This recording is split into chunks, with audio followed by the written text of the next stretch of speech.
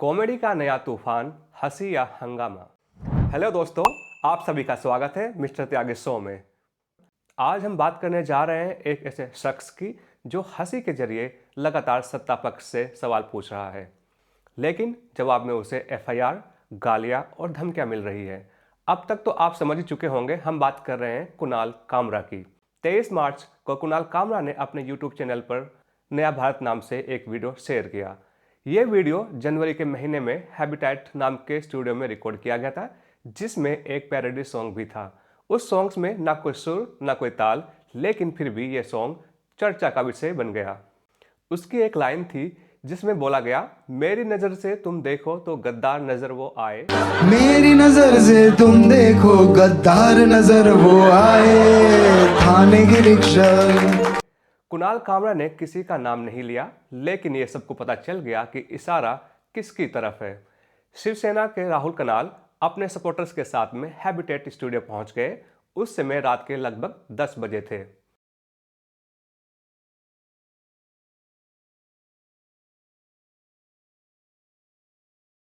शिवसेना के कार्यकर्ता auditorium room में घुस गए, जहां एक दूसरे कॉमेडियन शो कर रहे थे। कार्यकर्ताओं ने हैबिटेट स्टाफ्स को धमकाया, शो देखने आए लोगों को बाहर निकाला और फिर वहां तोड़फोड़ की। होटल में तोड़फोड़ को लेकर 23 लोगों के खिलाफ एफआईआर हुई, 12 लोगों को गिरफ्तार किया गया, लेकिन चंद घंटे के बाद ही उन्हें जमानत पर रिहा कर दिया। हैबिटेट स्टूडियो को एक बयान जारी करना पड़ा। उन्होंने कहा कि कलाकार अपने विचारों के लिए खुद जिम्मेदार है। और फिर बुलडोजर की बारी आती है। बीएमसी के अधिकारियों ने स्टूडियो के स्ट्रक्चर में ऐसा कुछ ढूंढने की कोशिश की जिसे अवैध बताकर तोड़ा जा सके। उन्होंने एंट्री वाले रास्ते में एक अवैध रूप से बने शेड को देखा और उसको गिरा दिया। शिवसेना के एक विधायक ने कुणाल कामरा के खिलाफ एफआईआर दर्ज कराई और 2 दिन के अंदर ही माफी मांगने की डिमांड रखी और धमकी दी, अगर माफी नहीं मांगी तो उनके साथ ऐसा कुछ होगा जिसकी वो कल्पना भी नहीं कर सकते। कुणाल कामरा का फोन नंबर लीक हो गया और उसे धमकियां भरे कॉल्स आने लगे। कुणाल की एक फोन कॉल रिकॉर्डिंग भी वायरल हो रही है। हाँ हाँ बोलो। जगदीश शर्मा बोल रहा हूँ, सूचना साकम। क्या बोले थे तूने साहब के बारे में वीडियो डाला है? कौन कौन सा साहब है ये? शिंदे साहब, हाँ हमारे मुख्यमंत्री, उनके बारे में क्या वीडियो डाला है?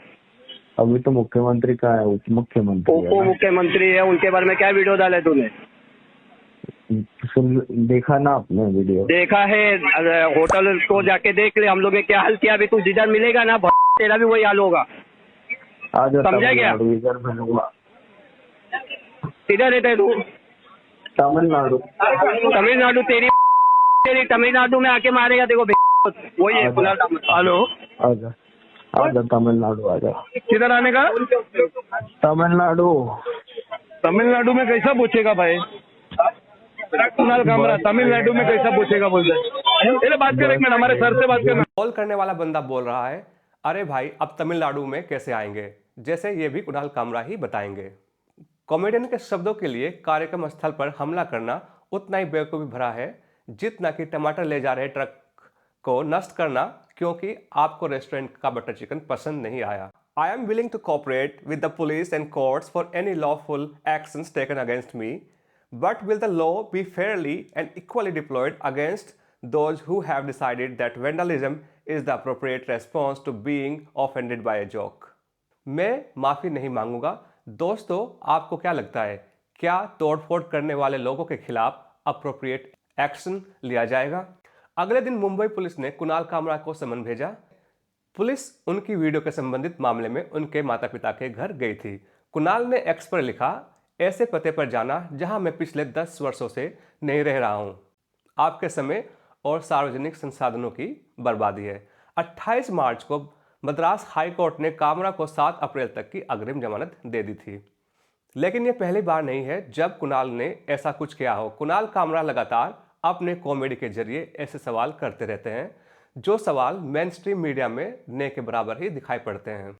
जो सवाल मेन स्ट्रीम मीडिया को करने चाहिए वो सवाल कुणाल कामरा जैसे कॉमेडियन और कुछ इंडिपेंडेंट जर्नलिस्ट और यूट्यूबर कर रहे हैं, लेकिन सरकार की उन पर भी लगाम लगाने की कोशिश जारी है। तो चलिए बात करते हैं उनकी हंसी की हकीकत और उससे उठने वाले सवालों की। लेकिन एक सवाल यह भी है, एक कॉमेडियन के मजाक से इतना बवाल क्यों? क्या कुणाल कामरा ने वाकई में इतना गलत बोल दिया जो फ्रीडम ऑफ स्पीच की सीमा से बाहर है? दोस्तों, अगर आप सभी को भी ऐसा लगता है तो मेरे हिसाब से तोड़फोड़ करने और धमकियां देने के बजाय लीगल कार्रवाई की जानी चाहिए। हालांकि कुणाल कामरा के खिलाफ एफआईआर दर्ज की गई थी। मेरा आपसे एक सवाल और यह है, इतनी तोड़फोड़ क्यों की गई? क्या ये प्राइवेट प्रॉपर्टी का नुकसान नहीं है? कुणाल कामरा ने जो भी कहा, अगर वो फ्रीडम ऑफ स्पीच नहीं है, उसके हिसाब से हैबिटेट सेंटर में तोड़फोड़ करना और कुणाल को जान से मारने की धमकी देना किस फ्रीडम के अंतर्गत आता है? और फिर अलग अलग नेताओं की प्रतिक्रिया भी आनी शुरू हो गई। बीजेपी के कुछ नेताओं ने इसे अराजकता करार दिया। कुणाल के इस वीडियो पर एकनाथ शिंदे जी ने कहा, हर एक्शन का रिएक्शन होता है। मेरे कार्यकर्ताओं का गुस्सा जायज था, बोलने की आज़ादी है, लेकिन इसकी एक सीमा होनी चाहिए। हालांकि वो किसी भी हिंसा का समर्थन नहीं करते। मुख्यमंत्री देवेंद्र फडणवीस ने भी कहा कि लोगों को कॉमेडी करने का अधिकार है, लेकिन इसकी भी एक सीमा होनी चाहिए जिसे पार नहीं किया जाना चाहिए। संबित पात्रा ने कहा, कुणाल जैसे लोग देश का माहौल खराब करते हैं। दूसरी तरफ उद्धव ठाकरे ने कुणाल का समर्थन किया और कहा, कॉमेडियन को दबाना लोकतंत्र के लिए खतरा है। शशि थरूर ने भी ट्वीट किया, कुणाल कामरा जैसे लोग हमें आईना दिखाते हैं, उन्हें धमकियां देना शर्मनाक है।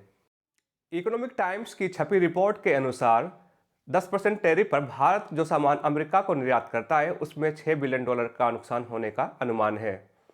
अगर अमेरिका टैरिफ को बढ़ाकर 25% करता है तो नुकसान बढ़कर $31 बिलियन हो सकता है। ये कोई पहली बार नहीं है जब कुणाल मुसीबत में फंसे हो। कंट्रोवर्सी क्रिएट करना उसकी पुरानी आदत रही है। आपको याद होगा 2020 का वो इंसिडेंट, कुणाल कामरा एक फ्लाइट में थे और अर्नब गोस्वामी भी उसी फ्लाइट से ट्रेवल कर रहे थे। कुणाल ने अर्नब से कुछ सवाल पूछे। कुणाल ने अर्नब से कुछ सवाल पूछे, आप न्यूज़ चैनल पर इतना क्यों चिल्लाते हैं? सच दिखाने की जगह ड्रामा क्यों करते हैं? अर्नब ने उस समय कोई जवाब नहीं दिया। Here I'm asking coward Arnab Goswami questions about his journalism, and he is doing exactly what I expected him to do. He is being a coward. First he called me mentally unstable, and now he's saying I'm watching something. He's not ready to answer my question, viewers. Viewers today want to know if Arnab is a coward or a nationalist. कुछ लोगों ने बोला कि आज अर्नब को समझ आया studio में बैठकर चिल्लाना कैसा लगता है। वहीं कुछ लोगों ने कहा कि ये हैकलिंग थी, लेकिन ये मजाक कुणाल कामरा को भारी पड़ा। बाद में कुणाल कामरा पर 4 एयरलाइंस इंडिगो, एयर इंडिया और स्पाइस जेट और गो एयर ने 6 महीने के लिए बैन लगा दिया। कुणाल ने इसे मजाक में लिया और ट्वीट किया, मैं अब ट्रेन से सफर करूंगा, वहां भी कोई न्यूज एंकर मिले तो सवाल पूछूंगा। कुणाल का कहना था कि मैंने सिर्फ सवाल पूछा है, गाली नहीं दी। फिर 2021 में कुणाल ने सुप्रीम कोर्ट के जजों पर एक ट्वीट किया था जिसमें उन्होंने जस्टिस DY चंद्रचूड़ और अन्य जजों पर एक तंज कसा। इसके लिए उन पर कोर्ट की अवमानना का केस चला। कुणाल ने माफी मांगने से इनकार कर दिया था। मैं अपने शब्दों पर कायम हूं क्योंकि ये मेरा हक है। कुणाल सिर्फ हंसी मजाक नहीं करते, वो गंभीर मुद्दों पर भी बोलते हैं। 2016 में JNU के छात्रों पर देशद्रोह का ठप्पा लगाया गया।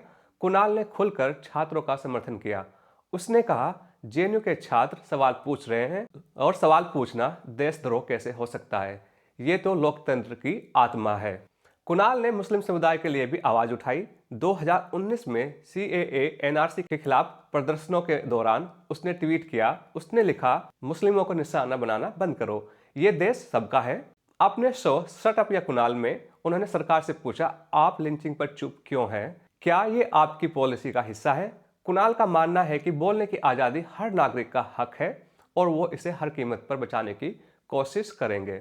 दोस्तों, कुणाल का ये बवाल कोई अकेली घटना नहीं है। ऐसा लगता है कि पार्टियां ऐसे मौकों का फायदा उठाती है ताकि असली मुद्दों से आपका ध्यान डाइवर्ट किया जा सके, और इसमें मीडिया पूरा साथ देती है। आजकल जो खबरें सुर्खियों में होनी चाहिए, जो मुद्दे मेन स्ट्रीम मीडिया में होने चाहिए, वो नहीं है, और मीडिया औरंगजेब पर डिबेट कर रहा है, जो इंसान 328 साल पहले मर चुका है। जो औरंगजेब 328 साल पहले मर गया, उस पर बहस करने से, उसकी कब्र खोदने से आपको या देश को क्या मिलेगा? अपना जवाब कमेंट सेक्शन में जरूर लिखें। महाराष्ट्र के बीड जिले के एक गांव अर्धामसला की एक मस्जिद में बॉम्ब ब्लास्ट हुआ। अच्छी बात यह रही कि इसमें कोई भी कैजुअलिटी नहीं हुई। इस मामले में पुलिस ने बीड जिले के जियोराई तालुका निवासी विजयराम गव्हाणे और श्री राम अशोक सागड़े को गिरफ्तार किया। मीडिया ने एक दशक में जो नफरत फैलाई है, ये उसी का नतीजा है। मीडिया लगातार नफरत फैलाने का माध्यम बनी हुई है। जब तक मीडिया नफरत फैलाना बंद नहीं करेगी, तब तक ऐसे इंसिडेंट बंद नहीं होंगे। सारे मीडिया चैनल खुद को देश का नंबर 1 चैनल बताते हैं, जबकि हमारी मीडिया 180 देशों में 159वें नंबर पर आती है। दोस्तों, कुणाल जैसे लोग हमें सोचने पर मजबूर करते हैं, लेकिन सवाल यह भी है कि हम क्या कर रहे हैं। गैर जरूरी मुद्दों पर रील्स बना रहे हैं या असली मुद्दों पर बात कर रहे हैं। नेताओं का मजाक उड़ाना गुनाह नहीं है, बल्कि लोकतंत्र का हिस्सा है। जवाहरलाल नेहरू ने उस समय के कार्टूनिस्ट शंकर से कहा था, मुझे बख्शो मत, मेरी आलोचना करो, मेरी कमियां दिखाओ, लेकिन आज एक मजाक से बवाल हो जाता है। तो दोस्तों, कुणाल कामरा का ये ताज़ा वीडियो सिर्फ हंसी की बात नहीं करता, बल्कि जरूरी सवाल भी उठाता है। हमें चाहिए कि हम नेताओं से वो सारे जरूरी सवाल करें जो मेनस्ट्रीम मीडिया नहीं कर रहा है। लोकतंत्र में सवाल सत्ता पक्ष से पूछे जाते हैं, लेकिन हमारी मीडिया विपक्ष से पूछ रही है। हमारी जिम्मेदारी है कि हम बेरोजगारी पर जोक्स बनाएं, ना कि बेरोजगारों पर। तो दोस्तों, सच्चाई के लिए आवाज़ उठाएं, असली मुद्दों पर बात करें। बेरोजगारी, महंगाई, public rights, freedom of speech. अपने दोस्तों और परिवारों के साथ ये वीडियो शेयर करें। हंसे, सोचे और सवाल पूछे, क्योंकि लोकतंत्र तभी जिंदा रहेगा जब हम बोलेंगे। धन्यवाद। सब्सक्राइब करें, बेल आइकन दबाएं और अगली वीडियो का इंतजार करें। जय हिंद। इन सड़कों की बर्बादी करने सरकार है आई, मेट्रो है इनके मन में, खोद कर ये ले अंगड़ाई, ट्रैफिक बढ़ाने ये है आई, ब्रिजेस गिराने ये है आई, कहते हैं इसको तानाशाही।